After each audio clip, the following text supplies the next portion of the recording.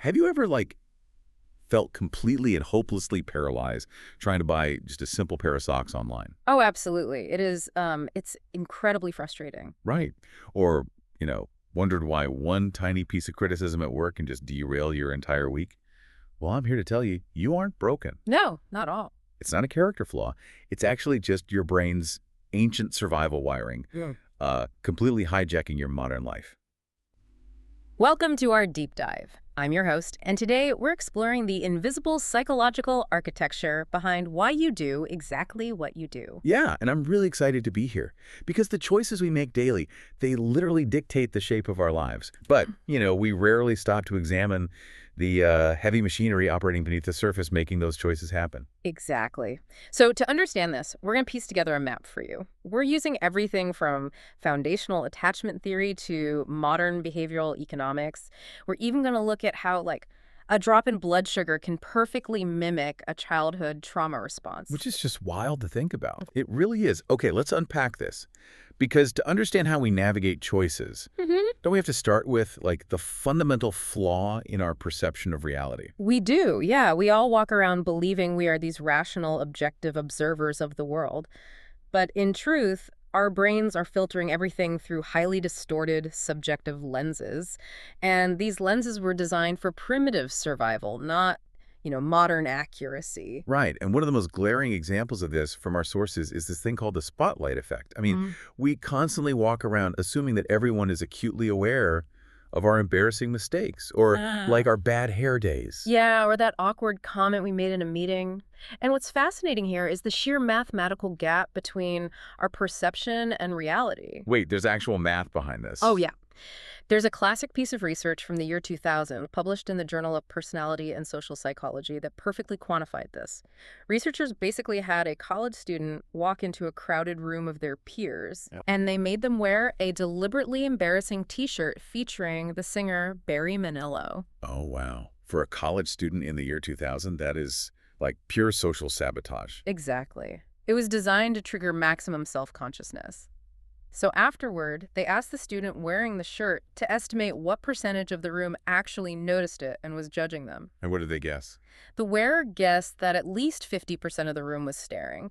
But when the researchers individually polled the people in the room, only 25% had even registered the shirt. That's crazy. So our perception of being judged is literally double the reality. We've doubled. It's like we're walking around convinced we're the lead actor in a movie, but the reality is everyone else is too busy playing the lead in their movie to even judge us. That is exactly it. But, I mean, if that's true, if people are mostly just focused on themselves, why does this perception of being watched cause us so much intense physical stress? Why does that bad comment make our heart race? Well, if we connect this to the bigger picture, it all comes down to evolutionary biology.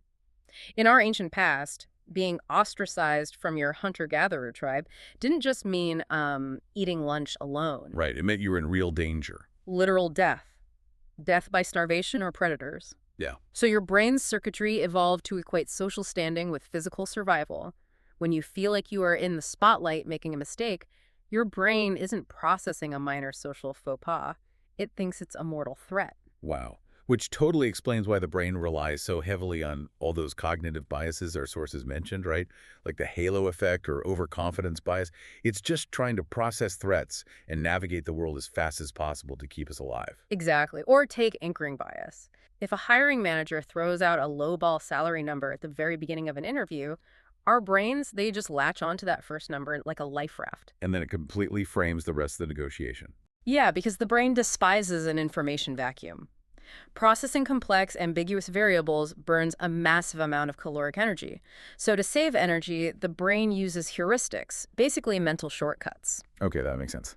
By anchoring to that very first number, the brain rapidly constructs a subjective reality around it just to bypass the heavy lifting of objective analysis. But this constant need to save energy, combined with the endless sea of choices we have today, it leads directly into a massive breakdown, doesn't it? No. Analysis paralysis. Oh, absolutely. It's everywhere. I mean, take a mundane task. You need a new phone. You sit down, Google best smartphone, and 4 agonizing hours later, you have a headache, 20 open tabs, and absolutely no idea what to buy.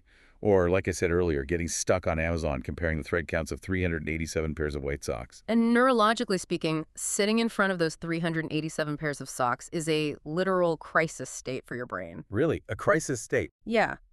Here is the mechanism behind it. When you face an overwhelming number of options, the resulting anxiety lowers the activity levels in your prefrontal cortex.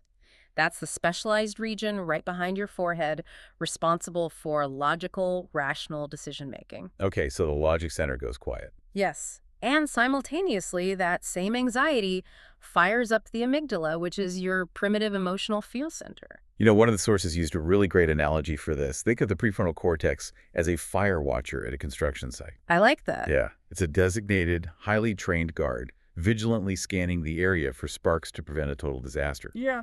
But when we flood the site with too many choices, too many inputs, that fire watcher gets completely exhausted from the cognitive load and essentially just falls asleep on the job. That is so spot on, and that exhaustion is actually measurable. This is why having options feels like freedom at first, but then it rapidly turns into this paralyzing fear of making the wrong choice. There's this landmark behavioral economics study known as the JAM experiment.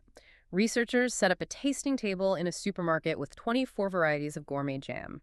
Shoppers loved the display. They stopped, they sampled. But they were so overwhelmed by the sheer volume of choices that almost no one bought anything. Exactly, almost zero sales.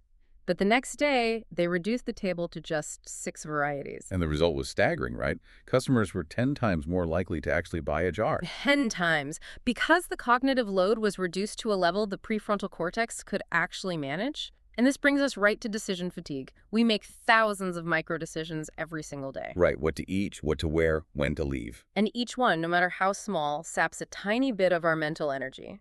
There was a highly publicized study by the National Academy of Sciences that looked at parole board judges.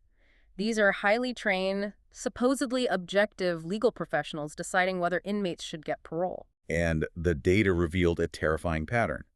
The judges granted parole significantly more often early in the morning or immediately after their lunch break.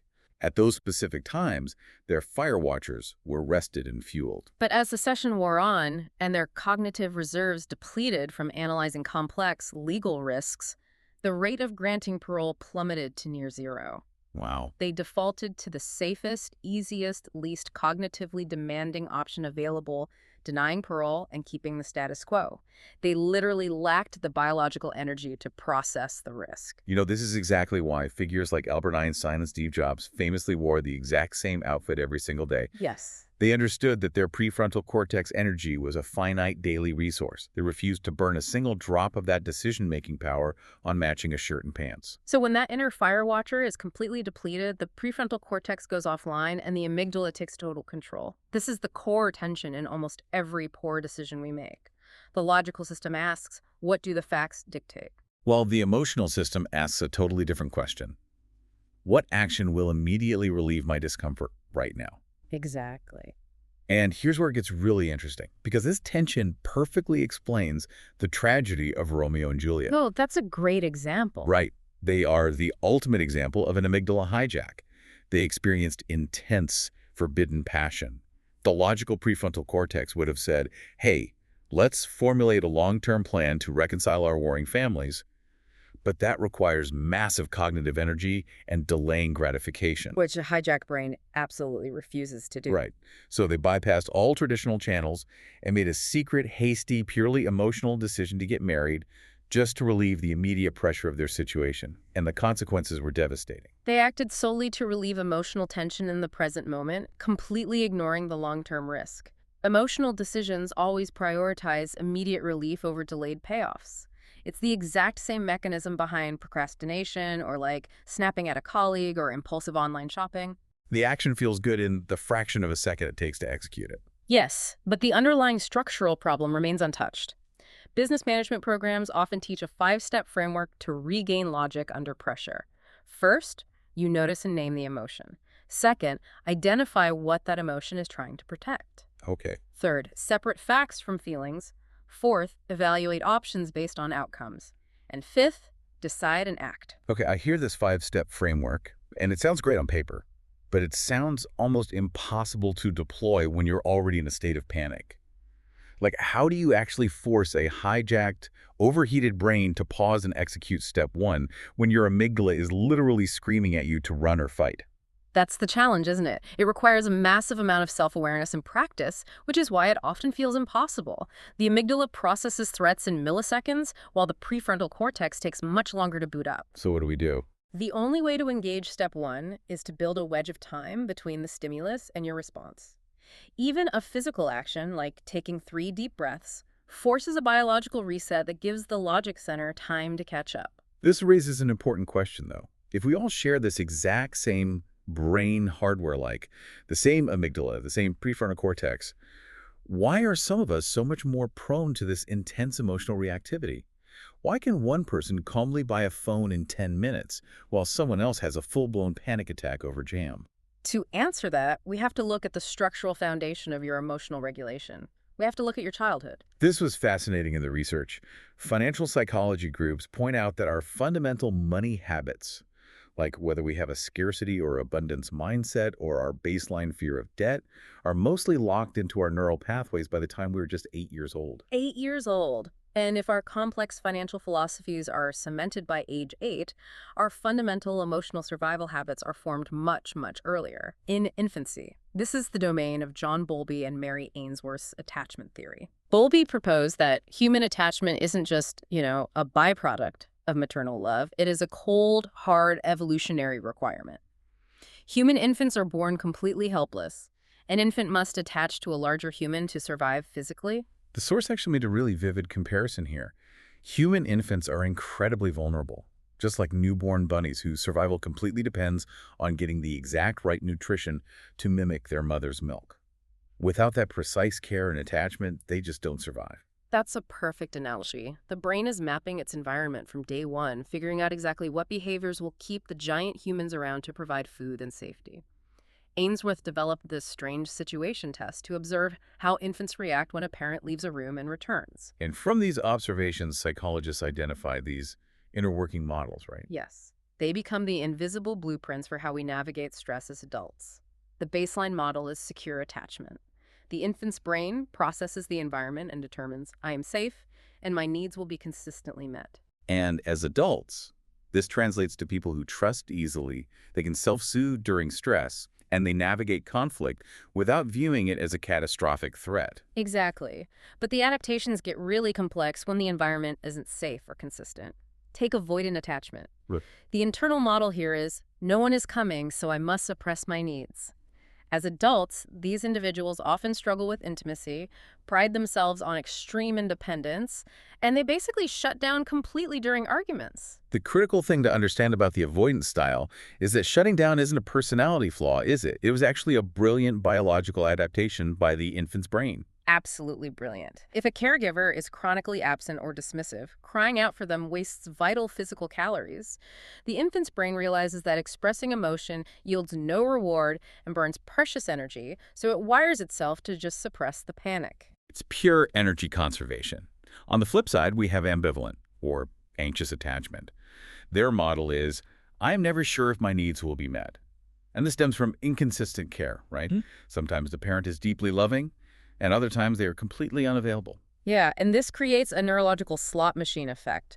Because the infant doesn't know when the payout of affection is coming, their brain wires itself for hypervigilance. They feel they must cry louder and cling harder just to ensure they get noticed. And in adulthood, this manifests as extreme anxiety, a constant need for external reassurance, and clinging to relationships out of this deep-seated fear of abandonment. Spot on. And then there is a fourth model added later by researcher Mary Main in 1974, disorganized attachment.